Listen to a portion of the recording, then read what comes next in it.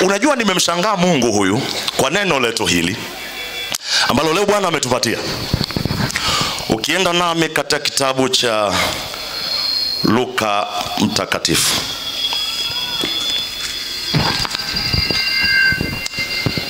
Luka mtakatifu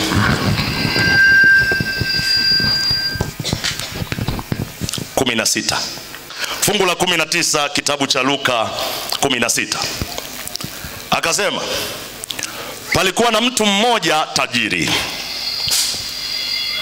aliyevaa nguo za rangi ya zambarau na kitani safi, na kula siku zote kwa anasa. Na maskini mmoja jina lake Lazaro huwekwa mlangoni pake, ana vidonda vingi. Naye alikuwa akitamani kushibishwa kwa makombo yaliyoanguka katika meza ya yule tajiri. Hata mbwa wakaja wakamramba vidonda vyake. Ikawa yule maskini alikufa, akachukuliwa na malaika mpaka kifuani kwa Ibrahimu. Yule tajiri naye akafa, akazikwa. Basi kule kuzimu aliyainua macho yake alipokuwa katika mateso, akamwona Ibrahimu kwa mbali na Lazaro kifuani mwake. Akalia akasema, baba Ibrahimu, nihurumie, umtume Lazaro achomve ncha ya kidole chake majini, au burudishe ulimi wangu, kwa sababu ninateswa katika moto huu. Ibrahimu akasema, mwanangu, kumbuka ya kwamba wewe uliyapokea mambo mema yako katika maisha yako, na Lazaro vivyo alipata mabaya, na sasa yeye yupo hapa anafarijiwa, na wewe unaumizwa. Na zaidi ya hayo, kati yetu sisi na ninyi kumewekwa shimo kubwa, ili wale watakao kutoka huku kwenda kwenu wasiweze, wala watu wa kwenu wasivuke kuja kwetu. Akasema, basi baba, na kuomba mtume nyumbani kwa baba yangu, kwa kuwa ninao ndugu 5, ili awashuhudie, wasije wao pia wakafika mahali hapa pa mateso.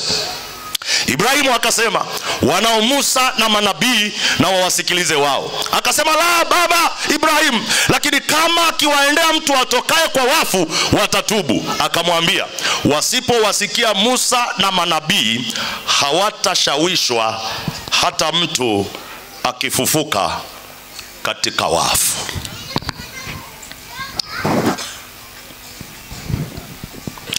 Kati ya maandiko ambayo yanaleta shida mawazoni mwa watu ni haya. Maana usipofikiri vizuri, unaweza ukasema ya kwamba huko kaburini kuna mji. Maana usipofikiri vizuri, unaweza ukasema huko kaburini watu wanaenda na kuoa na kuolewa na kuishi maisha tena. Lakini Biblia inasema Yesu akazungumza kwa mfano. Hii inaitwa parables. Yesu akazungumza kwa mfano. Na kwa sababu Yesu anazungumza kwa mfano, anataka watu waelewe kwa mfano. Kwa mfano. Naomba upigie mstari. Yesu akazungumza kwa mfano. Na Yesu mahali pote anafundisha kwa mifano. Nimeshangaa ametoa mifano kwenye Biblia mingi ya imani na maombi, karibu mara 500 imani na maombi. Lakini mifano ya pesa, fedha, mali, utajiri, heshima, ameizungumzia hiyo mifano mara 2000. Sasa naona kuna kitu unapaswa ukiweke kwenye kichwa chako, na mimi nikiweke. Kwa hivyo hapa Yesu anazungumza habari ya mtu mmoja tajiri. Hapa Nkende, huyu mtu mmoja tajiri, jina lake aliitwa nani?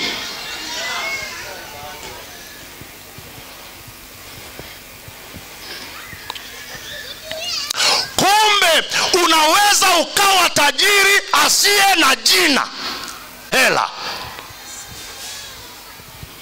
Kumbe unaweza ukawa na nyumba lakini huna jina. Kumbe unaweza ukawa na wanawake na wanaume lakini hauna jina. Kumbe unaweza ukawa na gorofa. Kumbe unaweza ukawa na magari. Tumemweka Mungu kando. Hapo hebu ona, hata kwenye sherehe zetu za kawaida, wale wenye vitu wako tayari kusaidiana wao kwa wao kwenye sherehe za kawaida. Hii ni mfano tu lakini msirikodi. Kwani Eliasi na kina Joni hapo bondeni Nyamongo, si kuna mtu alifanya sherehe ya ndoa ya milioni zaidi ya 60 sio muda mrefu hivi juzi, na taarifa zake tunazo. Yani ni ndoa tu, ni sherehe ya kula tu siku hii zaidi ya milioni 60.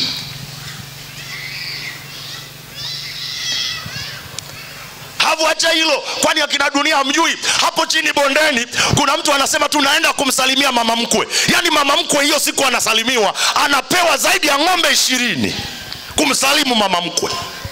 Eti mama mkwe ndio wa muhimu kuliko baba wa hapo juu mbinguni. Kuna vitu vingi vimeliwa na kina mama mkwe, lakini Mungu amewekwa hapa mlangoni. Kuna vitu vingi tumejivalisha tukamwacha Mungu pembeni. Mungu natusamehe kwa kumweka hapa nje pembeni akila makombo. Hata leo utaona mzee, si umevalishwa ua zuri na umekaa mbele, saa ya kutoa unaweza ukashangaa mama anakuambia tutoke tuanze kuhesabia huku nje, tutoe cha kwetu cha wiki hii ili makombo yaliyobakia kama Lazaro alivyokuwa anafanywa pale nje ndio tumpe Mungu. Unaleta makombo.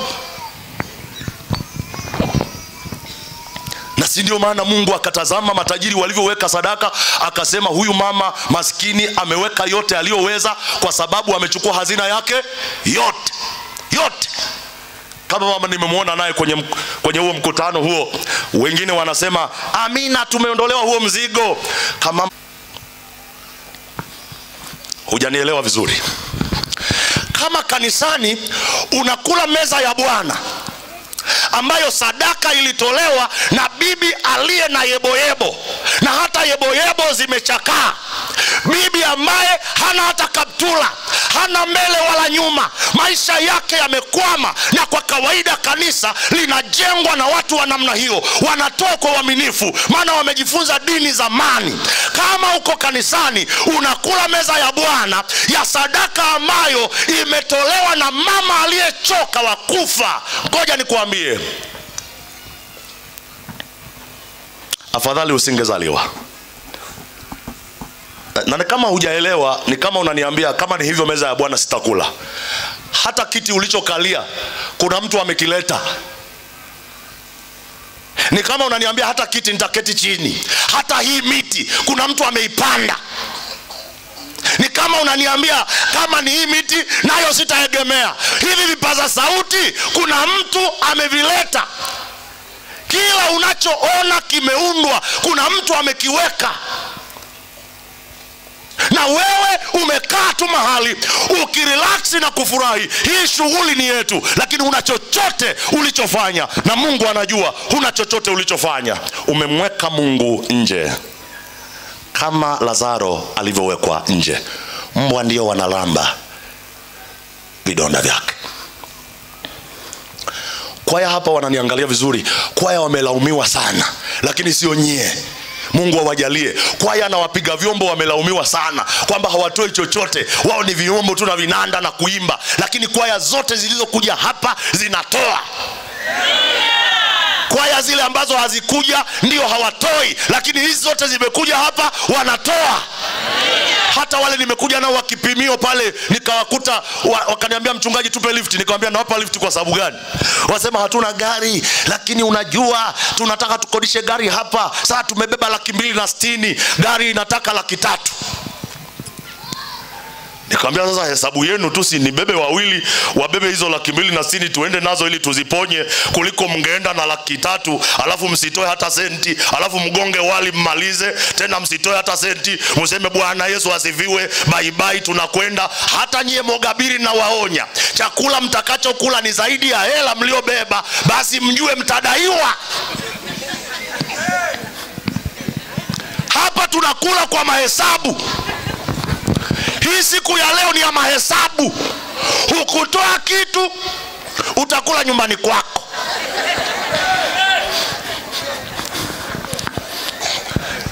Hapa leo ni mahesabu, maana wale watu watu wengine wasiotoa wana masahani makubwa, ongeza nyama, ongeza wali, ongeza maji, ongeza nini, weka kachumbari. Hamna. Leo utakula kutokana na hela yako uliotoa.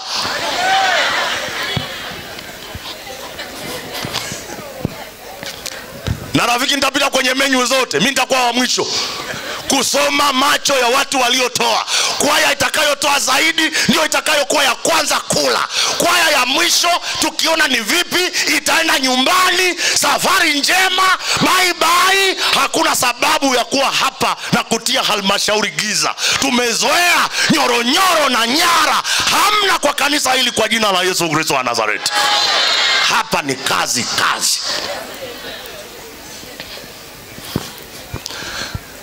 Na ole wako tukuone umenenepa alafu hela huna. Ole wako tukuone umechomekea tena umevaa na miwani alafu hela huna na tai.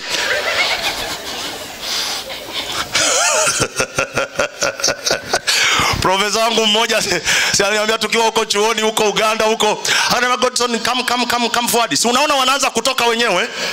Si unaona wapigeni picha, si mnaona wenyewe? Wameelewa. Yani hao wameelewa. Semeni amina kwa ajili ya wameelewa. Na hii kamera itaelekea kule ili tuone walioelewa zaidi wanaondoka mapema. Si mlitangaziwa siku za kutosha? Tena hapa leo tutaanza na Nkende wenyewe.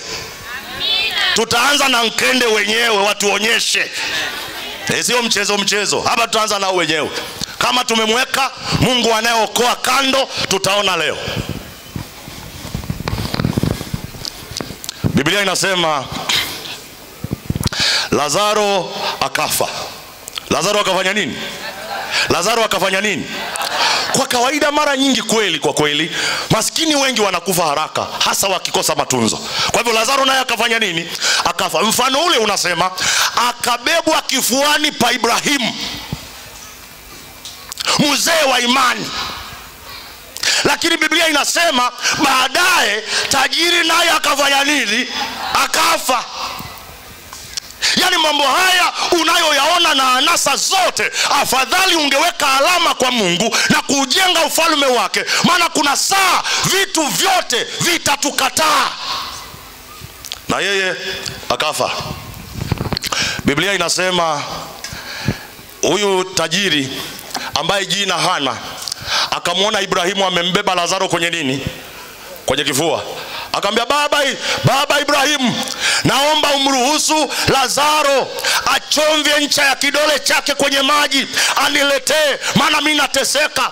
Aweke kwenye ulimi wangu tu. Ngoja nikwambie, kuna saa ambayo tunawadharau maskini na wasio nacho, lakini ngoja nikwambie kuna saa wana umuhimu. Na huyu tajiri alijenga akili yake hata huko kwamba akifika huko bado atabaki kuwa tajiri na Lazaro atakuwa mtumishi wake. Alafu Biblia inamwambiaje? Huyu Lazaro, Mungu msaada wetu, sikia tukwambie, yeye alipata shida duniani. Wewe ulikula vyote ulivyotaka duniani, ukashiba duniani. Yeye leo ndio tunamfurahisha. Ulifurahi duniani kwa anasa zako zote, hakuna chochote ulichojizuilia.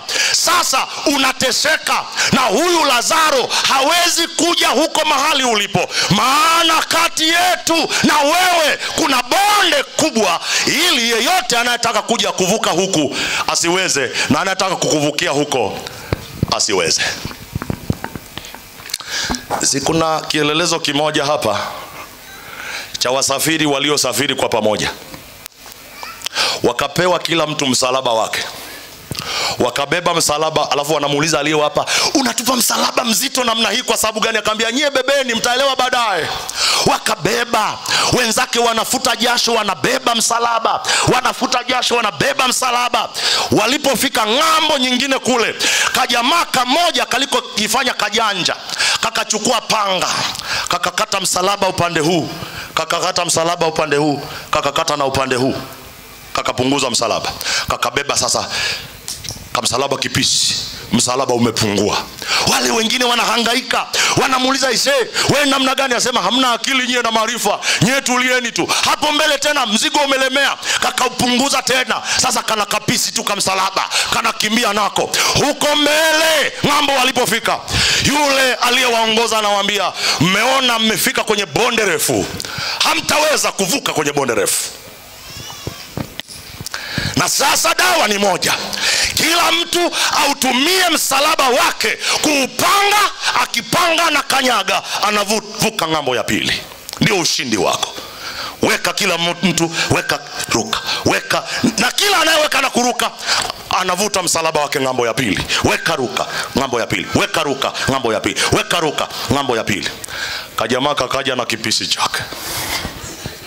Wewe unafikiri ni kitu gani kilichotokea? Kalipoweka haufiki ng'ambo, maana ulipimwa ukatumbukia, kakabaki ng'ambo ya pili. Kakilia kwa sababu ya kutokubali kubeba mzigo.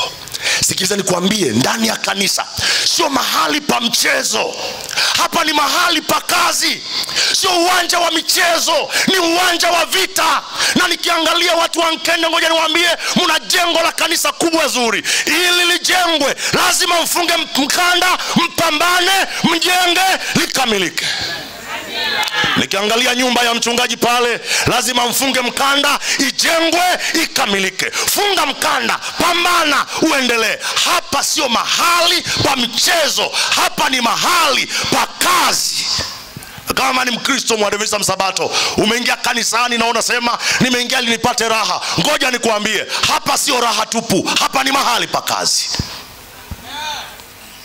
Hapa ni mahali pa kazi. Hapa ni mahali pa jasho, pa kulipa bei ya jasho. Mungu ametuleta kwa makusudi ya namna hiyo, ili kazi yake ifanikiwe. Beba msalaba wako, songa mbele na Yesu akusaidie. Beba mzigo pamoja na Mwokozi.